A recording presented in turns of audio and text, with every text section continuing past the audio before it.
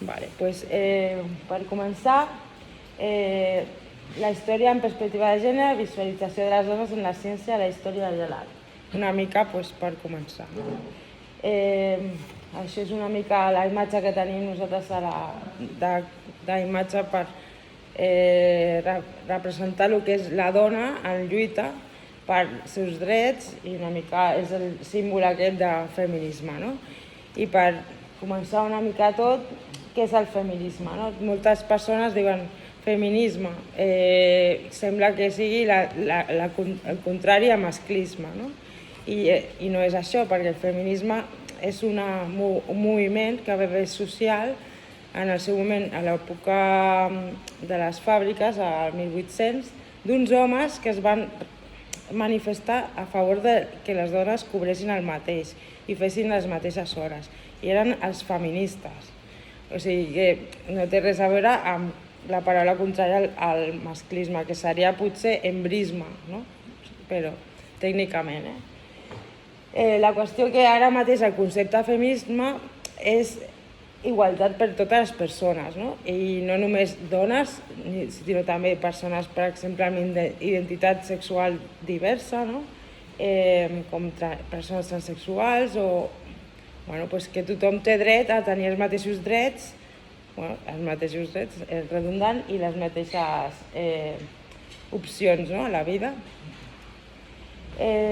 Així que bàsicament el feminisme el que vol és ajudar que totes les persones gaudeixin dels mateixos drets socials, laborals, vitals, perquè com sabeu actualment no hi ha aquesta igualtat, no? De fet, ahir va sortir que de mitja les dones aquí a Catalunya cobrem un 9% menys ja de tot, i llavors hi ha sectors que encara és més diferència, no? Depèn de quin sector, 9%, 10% o 15%, però com a mínim 9% de diferència, no?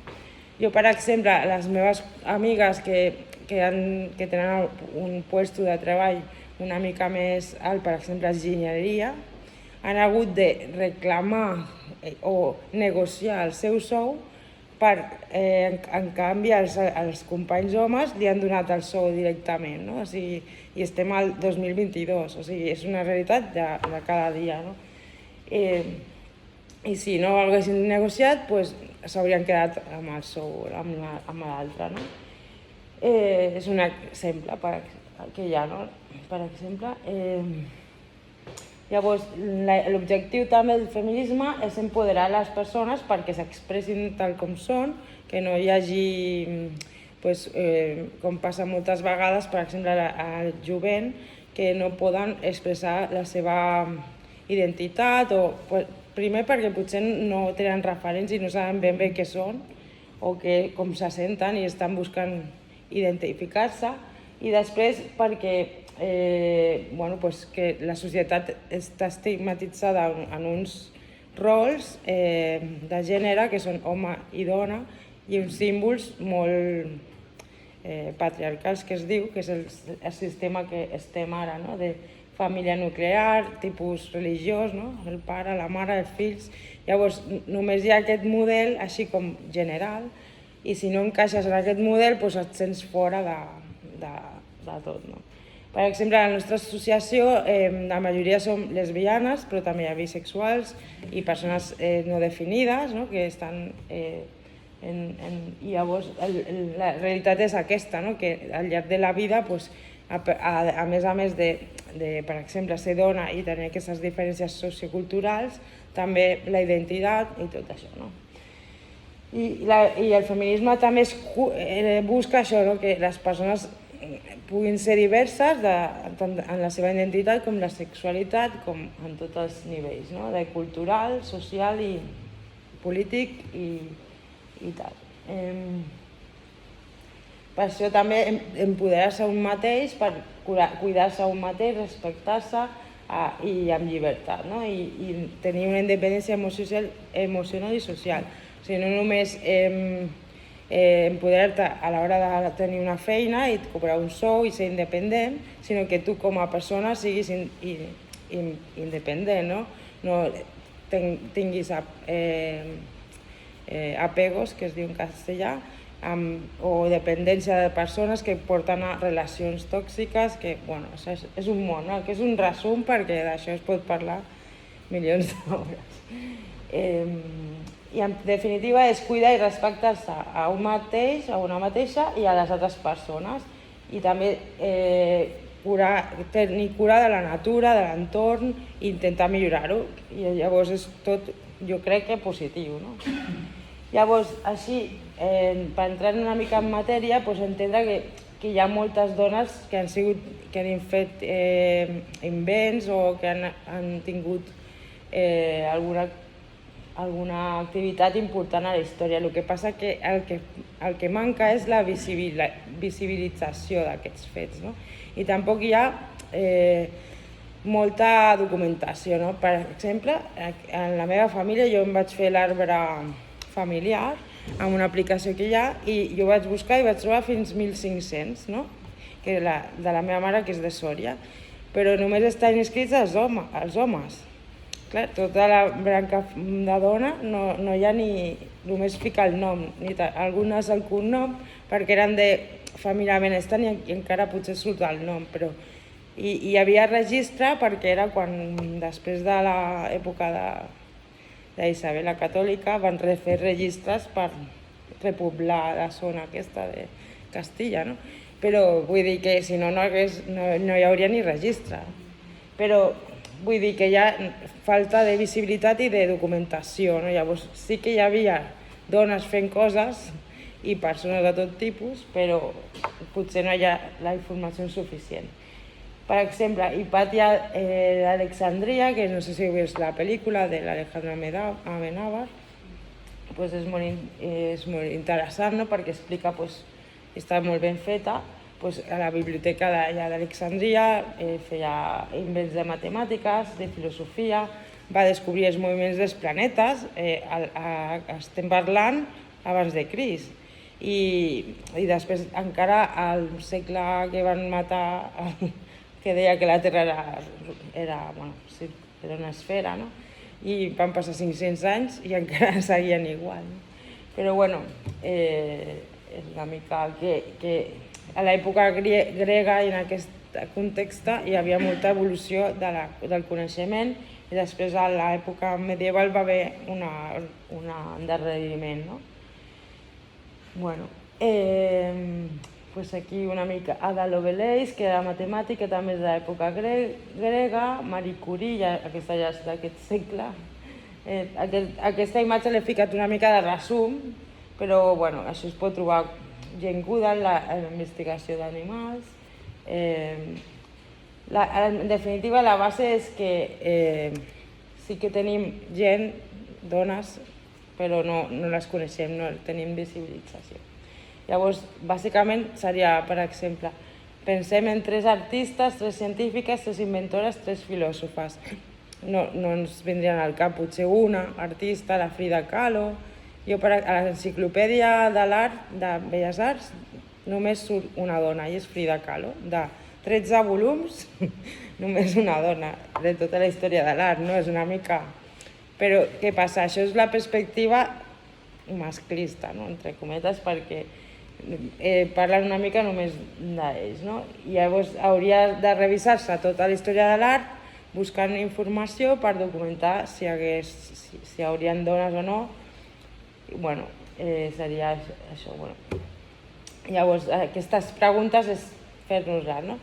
I una mica, aquesta també és una manera d'entendre quan diguem si algú és masclista o feminista, és si dius això és masclista o és feminista. Per exemple, avui al 324 ficava una notícia al Twitter que deia avui explicarem com els homes, les preguntes que fan els homes el dia de les dones i és que senten ridículs, no? I llavors li dic, això que esteu dient ara mateix ja és masclista. Per què? Perquè si fessin al revés, si fiques que parlem de les coses absurdes que diuen les dones el dia dels homes, que ja és absurd tot, no? O sigui, si una pel·lícula fiques el personatge que està fent l'home com a dona, al mateix paper. Si li fiques una dona, si veus que no encaixa, que és...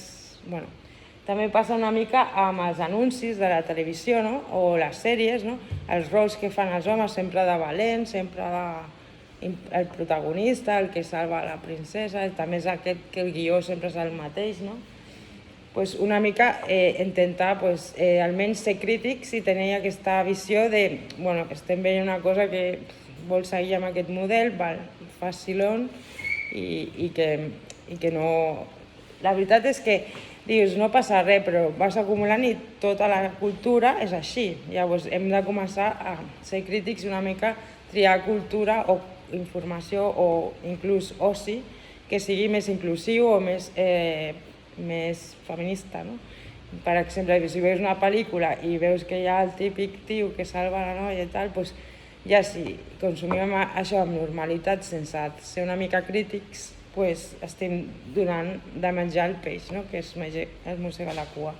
I també ser una mica conscients i ja cada persona fer un acte en la seva mesura de possibilitats de cada dia, no?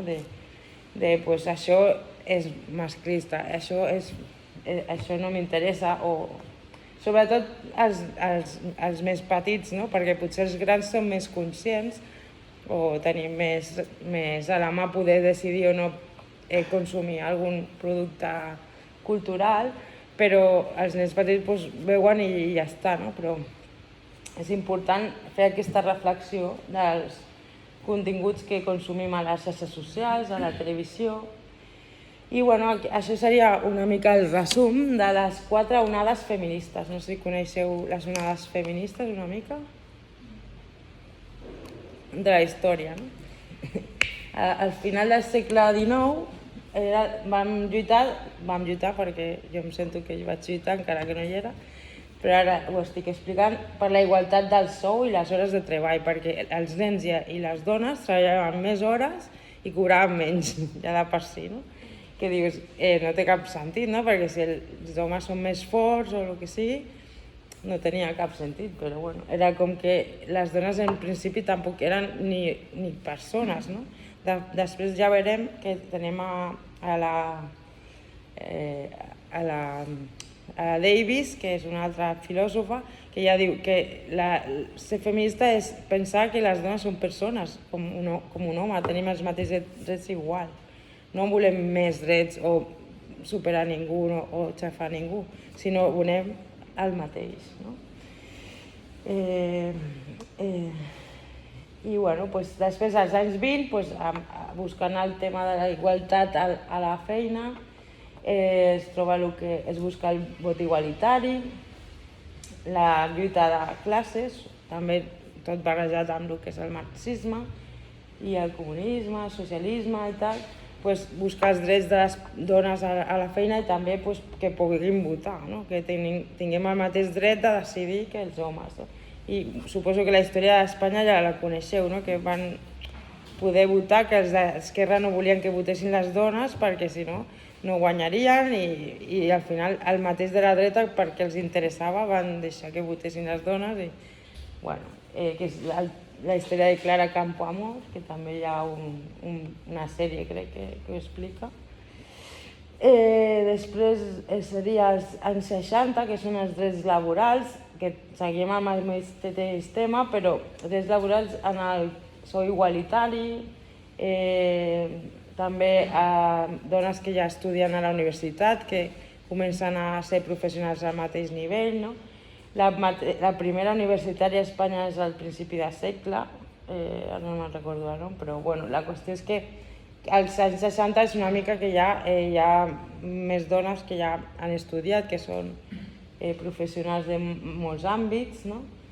I ha començat a haver més filosofia feta per dones ja, no? Per exemple, Simone de Beauvoir, que és francesa, i ja es planteja coses com la identitat de la dona, de que la dona es crea la identitat de dona, que no neixem dones, sinó que durant la vida ens anem descobrint com a dones, no? Perquè de fet els nens petits quan neixen no saben si són dones o homes perquè tenen un sexe o un altre, sinó que al llarg de la vida et van dient ets una nena, t'has de deixar el cabell llarg, t'has de ficar vestits, no? I això també és cultural, no? Perquè és la forma d'identificar-te, no? Llavors tu et sents dona perquè t'han dit que has de ser dona, no? I després tot això és la Simone de Beauvoir, així per resumir. I després ja seria l'ecofeminisme, que és molt interessant perquè ara està tornant a aquesta vessant i jo crec que és el feminisme més actual i de futur, no? Que és protegir el planeta, protegir-nos a nosaltres, que seria la Greta Thunberg, que representaria aquest moviment ara mateix, però va sorgir als anys 60 i també, per exemple, la Goodall, que treballa amb els simis, també vindria d'aquest ideal, no? Després ja als anys 70-80 comença Angela Davis, la que us comentava abans, als Estats Units a lluitar, des dels anys 60 també, 70-80, el feminisme antiracista perquè no només hi ha feminisme, o sigui, si no tenim drets les dones que som caucàsiques o blanques, les negres o racialitzades encara en tenen menys, no? Perquè jo me'n recordo sentir de jove que el pitjor que pot passar a la vida és ser negra, lesbiana, tenir sida i que siguent així no pots gaudir dels mateixos drets que les persones, no? Totes les estigmes socials. I en aquesta època, als anys 80, era una mica això, no? Començar de fet ara mateix una activista que hi ha a les xarxes socials, Desiree Vela, avui mateix ha dit que avui li han cridat a molts llocs per fer xerrades perquè incloure una persona negra o una dona negra a la xerrada, però que durant tot l'any fan moltes xerrades i veu moltes activitats que no hi ha representants persones racialitzades, no? I que són coses que tot és dolent, hi ha coses que anem millorant i s'han d'anar analitzant, perquè clar, si tu potser no tens privilegi com a persona no racialitzada, no veus si hi ha aquests detalls, no ets sensible, perquè tu potser no ho pateixes. Que és una mica el que a vegades els passa als homes, no? Que em diuen, és que per què el dia de la dona, no? Per què no hi ha un dia de l'home? No és anar en contra del que diguis, sinó dir, és que potser perquè tu mai has estat a l'altra banda i has patit assetjament o que et diguin coses pel carrer no? Perquè no has viscut, llavors no ho pots entendre si no t'ha passat directament, no? O coneixes algú, perquè després si coneix algú que li ha passat, és més fàcil que empatitzi i entengui la situació, no? És una mica com la crisi que va haver el 2010, que tothom deia la crisi perquè no trobes feina, no sé què, però fins que et toca a tu no et quedes sense feina, llavors ara sé que tens que buscar o tornar a estudiar, o fins que no toques una mica els temes no hi ha aquest canvi de xip que jo crec que és imprescindible a l'actualitat per millorar la societat, no? De treballar aquests punts. I una de les coses que treballa el feminisme decolonial és que cadascú està a un nivell que està, o sigui, tu tens aquests coneixements i s'ha de tenir cura de no voler que tothom sàpiga tot, no? Perquè una persona potser ha llegit molt i sap moltíssim de feminisme, de conceptes, i hi ha gent que no sap. Per exemple, hi ha gent que no sap què és el patriarcat i no passa res. S'ha de veure així que cadascú té la seva informació que té, la capacitat que té, i això és molt important, jo crec, de tenir en compte que cadascú està a un coneixement i unes capacitats d'entendre o tal, no? I comprendre. I això seria una mica el concepte de sororitat, no? Per exemple, comprendre, posar-te en el lloc de l'altre, empatitzar, que no tothom té tota la informació o el temps d'informar-se, el temps de poder llegir o de documentar-se i que és la situació que hi ha, no? Per exemple, si ets dona, tens fills i estàs sempre treballant i tal, tampoc tens temps de llegir-te un llibre de Simone de Beauvoir a veure si soc dona o no soc dona, no? per posar-te a pensar en això, però potser després et ve el concepte per alguna cosa que passa i l'entens, no? Et poses en el lloc, però vull dir que hi ha gent que viu sense pensar en aquests conceptes i tampoc passa res, no? És la realitat, així. Després dels anys 90 també s'ha treballat seria l'última onada, ja la prostitució, hi ha un debat entre les que estan a favor de la prostitució i les que estan en contra, la legalització de la prostitució, i és la Virginie Despentes, que ha escrit un llibre que es diu La teoria King Kong, que parla això, de que el feminisme també entrem totes les persones, la gordofòbia, per exemple, de no excloure ningú pel seu tipus de cos o per o si és prostituta, pot ser feminista i prostituta, i perfectament, no? O sigui que cadascú triï la seva identitat i té dret a fer el que vulgui amb el seu propi cos i que no sigui la societat no el faci patir per això, no? I actualment es treballen així més conceptes com el transfeminisme, persones que canvien d'identitat sexual, la diversitat identitària i també el tema del poliamor, que no sé si coneixeu, però és una mica trencar les jerarquies de l'amor, i llavors que es confon moltes vegades amb poligàmia, que poligàmia seria tenir diverses parelles. Poliamor seria que no hi ha jerarquia en l'amor, llavors l'amor de família, amistat i parella està al mateix nivell, no?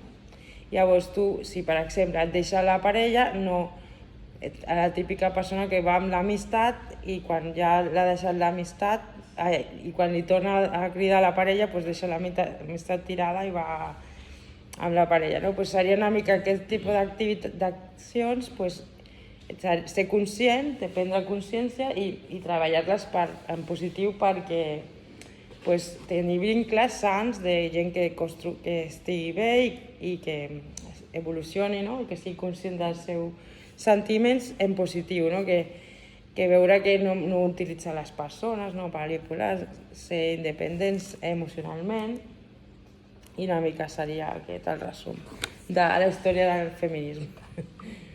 Teniu alguna pregunta? Em sembla interessant, o no? Per contactar una mica així amb el públic. Aquestes serien una mica al segle XIX escriptores que van començar una mica amb tota aquesta dinàmica, que són les germanes Bronte, la Mary Shelley, que va escriure el llibre de Frankenstein, la George Eliot i la Caterina Albert Paradís, que aquí es deia Víctor Català. Totes tenen en comú que van haver d'editar els seus llibres amb noms masculins, perquè si no podien publicar llibres. Llavors, entendre que van escriure llibres, en principi les seves protagonistes eren independents, eren de cadascuna diferent, les històries, però una mica segueixen un mateix model de guió. I la història és una mica veure quina és la realitat cultural, que el segle passat, no l'altre, i aquest segle, perquè Caterina és d'aquest segle, havien de publicar les obres en nom masculí. Aquesta és Clara Zetkin, que hem parlat abans, que és la de principis del segle XX, que va ser la que va iniciar el tema del 8 de març, impulsora del concepte del dia del 8 de març per reivindicar els drets de les dones treballadores, perquè com hem vist, i encara avui estem treballant per buscar la igualtat de sou, els sostres de cristal, de vidre, que podem arribar a tots els puestos de feina. Aquesta és Simone de Beauvoir, que va viure fins al 86, o sigui que és contemporània total, i sembla que sigui de fa...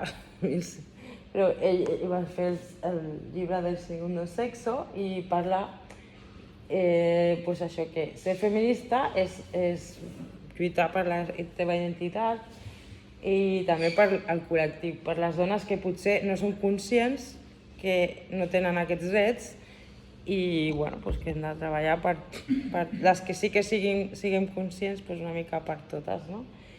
Que és una mica això, que també el feminisme és molt generós, no? A vegades, i massa, perquè també hi ha, això és el tema de les cures, de tenir cuidado d'una mateixa, perquè a vegades pots fer moltes coses i el primer és estar bé amb una mateixa, no?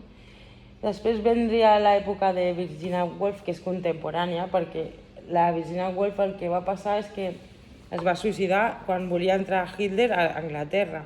També la història l'ha explicat, bueno, si diuen Virginia Woolf, sembla que sigui de fa molt més temps i en realitat és de l'època de la Segona Guerra Mundial. I bueno, escrivia un llibre que és L'habitació pròpia, que és una reivindicació de que ella també vol ser artista, ella també vol escriure, també vol viure com una vida com un artista home, per exemple, no? I es casa amb un home que en principi diuen que hi ha una teoria de que era gay i que van tenir com un acord, i va fer una editorial i li va publicar els llibres a ella, perquè era curador d'un editor, i també escrivia.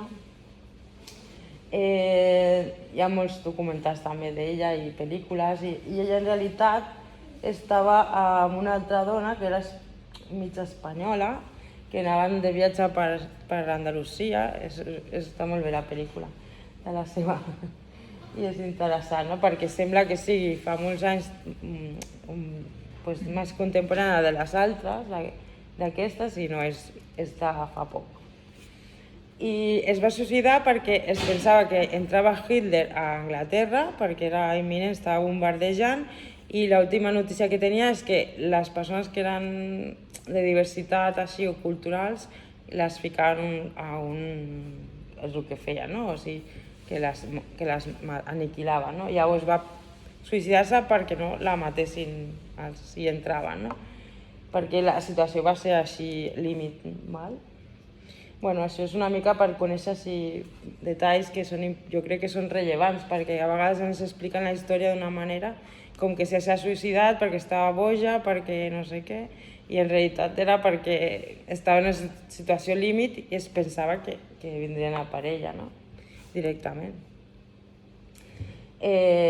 Aquesta és Angela Davis, que ja és, aquesta encara està viva i ha vingut alguna vegada a Barcelona a fer xerrades, i és sobretot dels anys 70, 80, i és la que parla de l'antiracisme al feminisme, no? Que sempre s'ha d'incloure aquest també, perquè si el feminisme no té en compte no ser racista, doncs segueix sent masclisme, no? Perquè al final no és igualtat per totes les persones. Bueno, doncs és una mica això, i el concepte de racisme, que també es podria parlar milions d'hores, i d'artistes, inclús musicals. Per exemple, aquest tema és interessant, la Whitney Houston, que va ser la primera persona negra que va cantar a Sud-àfrica quan van treure l'apartheid, i és el 91, crec que va ser. O sigui, fa relativament superpoc, no? I que estem una mica en aquesta situació, no? Encara. I a dia d'avui, avui mateix, hi ha guerra a Ucrània, i perquè com són blancs i tal, tothom allà. I fa uns mesos estaven morint-se la gent al Mediterrani, i ara mateix també, o a Àfrica, i com que no és tan important aquestes guerres, o pel tema al final del racisme, no? El classisme. Seria això, que al principi és més classista tot, lluitar contra les classes, no? De la gent obrera, les dones sempre som obreres al final, perquè treballem a casa, tal, i tenim aquesta doble feina, no? La de casa i la de fora, no? Per exemple, la Virginia Woolf, el que també reclama aquí al Matar el ángel del hogar o Killing the Angel, vol dir que ella ha de triar moltes vegades entre ser artista o netejar la casa, perquè potser, clar, bueno, ara em ficaré a escriure, però si té que menjar o... Clar, no, a l'home això ja, potser si tenia dona ja li feia tot això i no tant, n'hi ha que perdre el temps en netejar, no? I és important tenir en compte això, no? Perquè al final són coses que potser molts artistes en la història de l'art no han tingut l'opció de poder dedicar-se completament a la seva tasca artística. En canvi, les dones sempre han de ser anar complementant, no? Per exemple, hi ha la dona que va fer el diccionari castellà, no sé, ara no me'n recordo el nom, que feia el diccionari a la vegada que cuidava els fills, o sigui, per exemple. O la dibuixant, la il·lustradora Pilarín Vallès, la coneixeu? Que el seu marit es va fer càrrec dels fills i va poder dedicar-se a il·lustradora, perquè clar, dius, quants llibres ha fet milions, no sé quants té, però ella explica que el meu marit va tenir molta sort i es va dedicar a ella als fills, perquè si no, no podria haver-ho fet, no? I aquesta és la Virgin Despentes, que és la que ha fet el llibre de Teoria de King Kong, que no es veu gaire aquí, i és francesa, però també ha viscut a Barcelona i és també contemporània, crec que té 50 anys així, més o menys. I bueno, ella ha fet pel·lícules també, cinema, i parla una mica de trencar sobretot amb el tema del patriarcat, no? I l'heteropatriarcat, o sigui, la família nuclear, home, dona, fills, que és un sistema que està imposat per la religió i bueno, que hi ha moltes alternatives, no? I sobretot empoderar la dona o les persones en si perquè siguin independents i no dependre d'aquest sistema, no? I bueno, que tot això està en constant transformació i canvi constant de diversitat, o sigui, que no ha de ser una cosa per sempre tothom, no? O sigui, que pots anar canviant. I una mica és trencar amb la idea del patriarcat i fer una mica més treball de... Això no es veu ara. És una mica de l'evolució del feminisme també, no? Hem passat, per exemple, del no és no al solo sí és sí, no? I entendre per què això encara és masclista i això no, aquí, és que no es veu gaire. Vaig aquí, perdona. Per exemple, primer es deia violència domèstica i ara es diu violència masclista, no?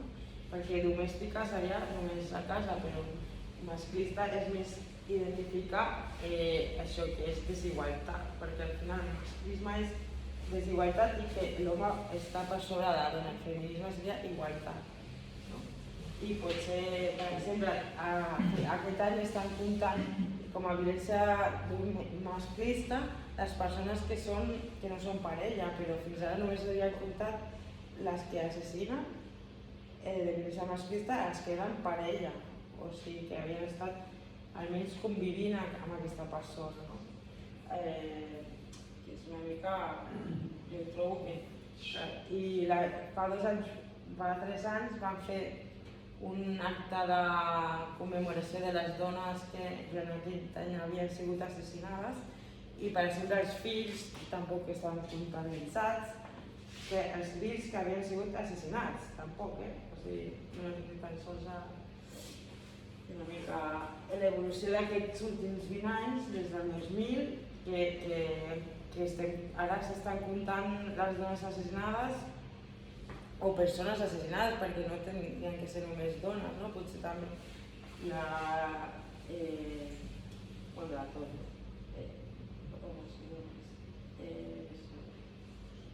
Bueno, és que hi ha unes conceptes una mica...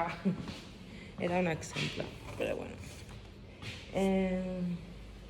Això també és un concepte que treballa la Virgin Despentes i ara està molt al debat a l'actualitat en feminismes. Ara moltes feministes es diuen transfeministes, no? Perquè inclouen la igualtat de gènere d'identitats, no? I en aquest cas entendre també el que és el pink washing o purple washing, que és rosa, lavado de rosa, lavado de púrpura, perquè moltes vegades el dia de l'orgull, per exemple, l'orgull gay, tot és d'arcoiris, el dia de la dona tot de color lila, el dia del càncer de mama tot rosa, que està bé, però també és una mica que passa que no es pot reivindicar tot l'any, no? I que això en realitat, però bueno, és una mica com el dia dels enamorats, no? I que li han donat la volta comercial, no? De fet, aquests dies una floristeria volia recaptar tots els diners que venien avui i donar-lo a la nostra ONG per les flors que venien aquest dia, no? Que està bé, o sigui, la iniciativa està bé, però de fet ja es diu, no cal que em regalis flors, treu la basura, ajudar a casa, no? Fes les tasques i que tu siguis més conscient, no? O sigui, al final... I llavors, el 2017 va haver una manifestació multitudinària que també era reivindicar contra la violència masclista, els assassinats que van haver, de la manada, i van haver diferents notícies que van fer que sortíssim del 2016, que jo vaig anar a la manifestació a Plaça Catalunya, que seríem unes 300 persones, a l'any següent, que era tot el Passeig de Gràcia ple, no? O sigui, va ser com l'any que es va revolucionar tot això fins ara, no? I van fer una aturada internacional de tota Llatinoamèrica i aquí també, no? I ara, aquests anys que a Mèxic i a Argentina estan lluitant per tenir l'avortament, no? La igualtat, drets LGTBIQ, que aquí almenys això ja ho tenim una mica que ho tenim assolit, però que hem de lluitar perquè no ens ho treguin, perquè també, per exemple, la llei que hi ha de violència masclista, hi ha partits que la volen derogar. Bueno, avui mateix una noia m'ha trucat que tenia un cas d'assetjament digital, que li han ficat els vídeos a les xarxes socials i que ha anat als Mossos d'Esquadra i que han dit, bueno, la denúncia tal qual, però no l'han fet ni recolzament psicològic ni res, o sigui, és que estem una mica igual, jo crec que tampoc hem millorat gaire, no? I truca a una associació que som una mica 4 gats que li podem ajudar, evidentment, però això hauria de fer... Els Mossos haurien de tenir un equip d'atenció bé a aquestes persones, no? I ella ha sortit d'allà com que no ha sigut ben atesa, no? I amb els recursos que se suposa que estan ficant per tot això, no hauria de ser, no? Però bueno, sí, almenys ha aconseguit contactar amb nosaltres i nosaltres l'hem redirigit a altres serveis, no? Que li poden ajudar. Però bueno, la qüestió és que hi ha potser moltes activitats que serien el pinkwashing aquest dels ajuntaments, molt bonic de fer cartells, i després a la realitat que hi ha quants espais hi ha per si una persona pateix violència masclista, pot anar allà a dormir aquella nit, per exemple. A cada barri hi ha llocs segurs perquè les dones puguin buscar. Jo el que intento, per exemple, al nostre barri, que jo soc del Besòs Mar de Barcelona, que també és un barri obrer, intentar lluitar perquè facin més serveis d'aquest tipus, no? Perquè si no, és que si no, al final tot s'ha de reivindicar, perquè zones verdes també s'has de reivindicar perquè facin un parc, perquè si no fan pisos i no fan parcs. És així. És tot, no? Una mica que s'ha d'anar sempre vigilant al darrere, no? I les activitats d'associació de barri són molt importants per això, per anar fent mica en mica una mica de pressió. Després els conceptes de mansplaining, micromachismes, que són el tema aquest per exemple, que són delicats, no? Però quan un home vol explicar-te coses i ser conscient d'aquest concepte, potser és dels més complicats, no? D'entendre. No sé, i és que diguis, bueno, una cosa, t'ha de venir i dir que la seva opinió d'una cosa, no? Per exemple, avui, el dia de les dones, molts homes poden dir, per què tal? I una tuitera ha dit, avui és el dia de callar i escoltar. I jo, doncs, potser sí, no? Però que no passa res, que es pot parlar, però sempre amb respecte i igualtat, no? Aquest concepte seria. Aquest també és un altre concepte molt interessant que està actualment treballant-se, que són els urbanismes feministes, no? Que és, les ciutats fins ara han estat creades, que també és una cosa cultural, des d'una perspectiva d'un home, ho diu aquesta, que és un article que va sortir a La Vanguardia. Les ciutats estan construïdes des de la perspectiva d'un home que va en cotxe per la carretera. Llavors tot està fet per fer carrers, cases, coses que veu un home blanc des d'un cotxe.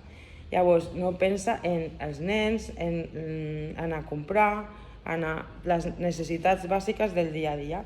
Llavors ara la idea és remodelar les ciutats en zones lliures de fums, lliures de cotxes, on puguis anar a comprar i treballar, que seria inclusives, no? Igualitàries, no? Perquè hi ha accés per totes les persones, diversitat funcional, diversitat física, i que puguis participar directament en la decisió de tots els canvis que hi hagi a la ciutat, no? O sigui, per exemple, si decideixen fer un parc o fer un edifici, que pugui fer una consulta, participar directament, no? I fer la democràcia real, perquè al final la democràcia, el concepte, és la participació del poble, no? Que moltes vegades sembla que és per al poble sense el poble, no? I també fer les coses una mica que et cansen i que dius, és que ara ja tens tanta feina i estàs al dia a dia en una situació de desigualtat que ja no tens energia per després anar a preocupar-te de coses polítiques o tal, no? I és una mica aquest concepte també molt interessant de conèixer.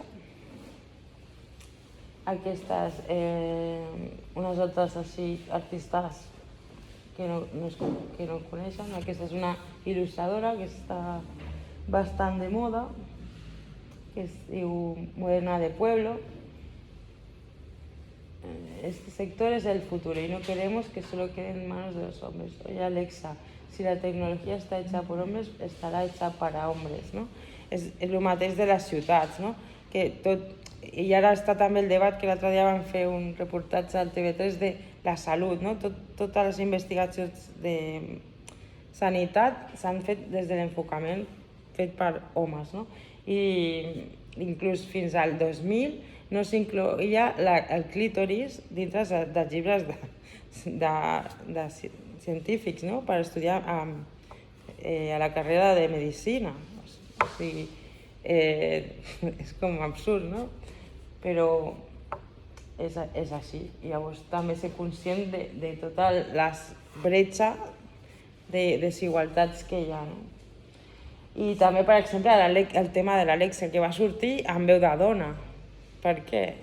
No? Després van dir, si vols es pot canviar, i van fer una veu de... Com ara també estan fent la versió en català, que es pot participar, si voleu buscar per internet. Estan buscant gent per fer la veu en català perquè hi hagi més opcions. Llavors, entendre una mica que, clar, el context de situació actual no permet la igualtat ni a la cultura, ni a l'art, ni a la ciència, perquè primer això, si ja ets des de petita, ja no tens accés a la mateixa educació, no tens accés a les mateixes opcions de feina, no tens accés a la mateixa cultura, no? I això va creant desigualtats i també sentiments de desigualtat. Ara parlaré. Llavors és l'androcentrisme, que tot està fet una mica a la mida de l'home masculí com a concepte masculí fins ara, no? Perquè ara també estem canviant els símbols i per exemple, el concepte de masculí ja hi ha molta diversitat de tipus d'homes, no? I diversitat de dones, no? Que sempre ha sigut així, però que ara som més conscients d'això cada cop, no? Després, les dones a l'art i les ciències, pues, per exemple, ara si vas a una obra o a algun lloc, pues ja trobes dones a tots els puestos de feina, professores o mecànics, inclús científiques. Hi ha de conegudes, crec que hi ha més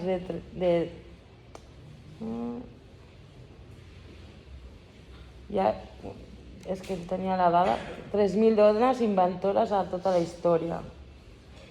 Només fins a la meitat del segle XX, no? I ara pues, gent com que han inventat coses, les coses més conegudes, no? Pues, la cafetera, xeringa hipodèrmica, tot relacionat una mica amb coses domèstiques, no? O la sanitat o la salut. La cafetera, netejar parabrises, aquesta treballava a Ford, no? També hi ha una pel·lícula que us ensenya, la que va fer el Monopoli, les galetes amb trossets de xocolata. Llavors, després, bueno, que ara estem accedint a les ciències, a l'art i tot, però hi ha una desigualtat salarial i això pues, que ens fa una situació de precarietat que no podem accedir o a la mateixa independència que poden fer els homes, no? I això pues, ens va amedrentant, no? Una mica, que encara s'ha de treballar aquesta desigualtat. En totes les disciplines científiques i tecnològiques encara hi ha un 30% menys de dones. I llavors l'educació, que jo per exemple, quan vaig anar a la universitat farà 15 anys o així, sempre hi ha hagut més dones estudiant, però que acabin la carrera i que es dediquin i acaben sent el que han començat, jo de la meva carrera jo crec que, perquè era màrqueting i la publicitat i és bastant femení el sector, però clar, moltes al final es decideixen per ser mares, no? Llavors han de parar un temps i bueno, si tens sort de trobar una feina que et fa una mica de sororitat en aquest tema, sí, però moltes persones encara avui dia entren a feines i diuen que no es poden quedar embarassades. O sigui, i tenen clàusules d'aquest tipus, o sigui, encara que siguin il·legals, però a dia d'avui està, no? Llavors tenim una educació precària que encara no ens podem accedir al mateix nivell. Després, quan ja hem passat de l'educació, anem a treballar i encara cobrem menys i després tenim fer les tasques de la llar i tot això. I després està el tema de sostres de vidre, que és això de jo, per exemple, arribo a un lloc que faig molt bé, però ja no puc pujar a un nivell superior, no? Ja has de... es diu que et quedes en aquella situació perquè no hi ha més opcions, no?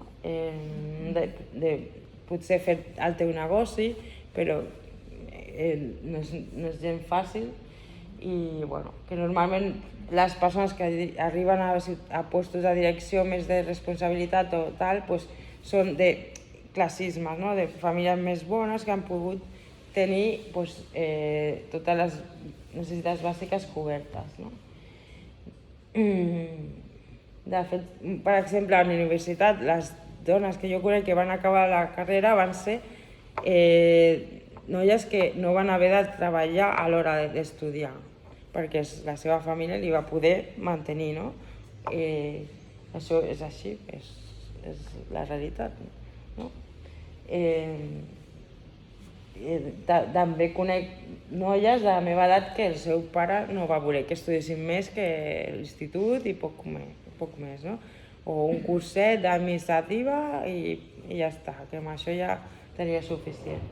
I un altre concepte també important és el tema del síndrome d'impostora, que tens després quan, si arribes a un lloc una mica més alt, que no ets suficient, perquè normalment com la societat t'ha anat increpant de que o no ets vàlida o no tens referents d'altres persones que facin el mateix que tu o pues et sents com que no ets vàlida, no? Per exemple, a mi m'ha passat avui per venir a fer la xerrada, no? Que si la faré bé, que si no, que depèn del públic, no? Tu mateix t'increpes, et surten dubtes i et costa pues, fer o no fer, no? I bueno, pues, aconseguir fer les coses encara que no siguin perfectes o tal, i per exemple els homes pues, potser, no sé, en general, pues, no tenen tant aquest sentiment, no? De que estan fent una cosa que potser no arriben a aquest nivell, perquè tampoc ningú els ha anat reforçant aquesta idea de que sí que poden, perquè diuen l'educació és més que res, és fer que una persona sigui confiada en si mateixa perquè pugui fer les coses, no? O sigui, ara, si tu li dius a un nen o una nena, que ara és igual, no? Perquè al final som iguals, homes i dones, que sí que pot, és més fàcil que aconsegueixi que li dius que si no pot, així de fàcil, no? El neuromàrqueting analitza això, que si tu a una persona la reconfortes, li fas recolzament i li animes, pues, le motives, pues és més fàcil que aconsegueixi a fer les coses, no? I que si no, que la frenes o li poses boicots i tal. I a més, ja a part dels boicots que tens o de les traves que tens socials a la societat, no? En general. I una cosa molt important que jo crec que ara s'ha d'entrar en debat en això i que hem de treballar són les pensions de dones jubilades actuals, no? Perquè aquestes dones no van poder tenir accés a estudiar en el seu moment perquè no es podia, no? Perquè havien de treballar a casa o col·laborar el que fos.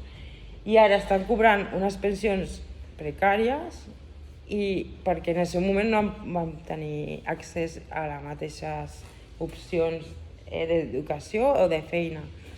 Pues ara jo crec que haurien de tenir una compensació històrica, econòmica, que els ajudés almenys a tenir una vida digna, no? Perquè són 3 milions de dones jubilades amb pensions precàries, que és a Espanya, que és un tema que és molta gent, no? O sigui, i que és un tema que per exemple, el tema de, ara amb la Covid, el tema de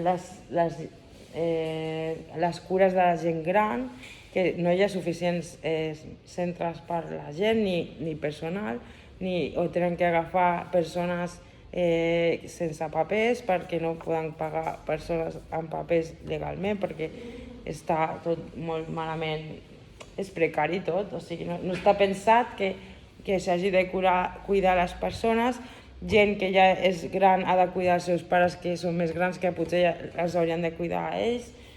O sigui, és una situació que són els objectius ara mateix del feminisme, i també tot això es treballa a través de les activitats, no? Culturals i socials, de treballar la igualtat també en això, no?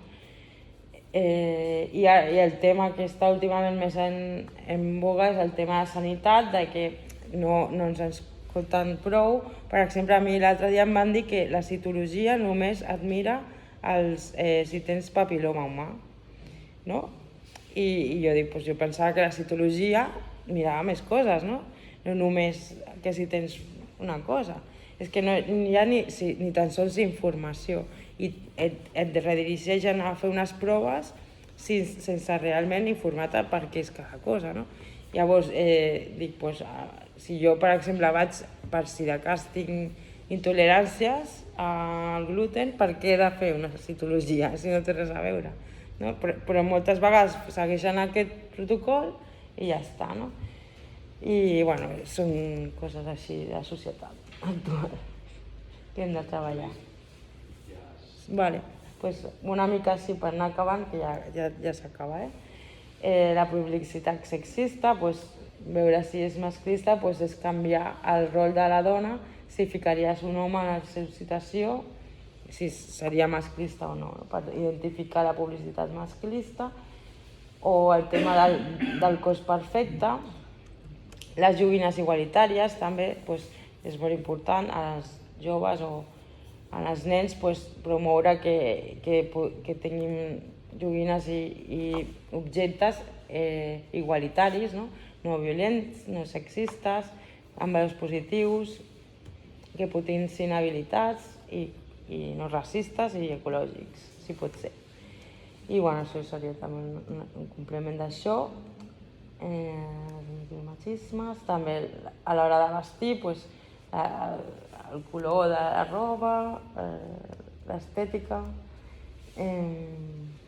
I ara començava a explicar una mica les dones més rellevants així de la història de l'art, que seria Ishtar, que va ser com la reveladora a l'antiguitat, a la Babilònia, que va ser com l'exemple que després van agafar com idea d'essa religiosa del catolicisme i la van manipular com a Verge Maria, no? I després Maria Magdalena, que va inventar en el seu moment l'època de Jesucrist, va ser la verdadera inventora del bany maria i molts invents científics que després es van atribuir com que estan documentats a més, i després, als 300 després de Crist, van fer com la història del cristianisme com si aquesta figura fos Jesucrist. Imagina't si estava manipulat tot, o sigui, això també hi ha documentals i de tot, no? També es va explicar.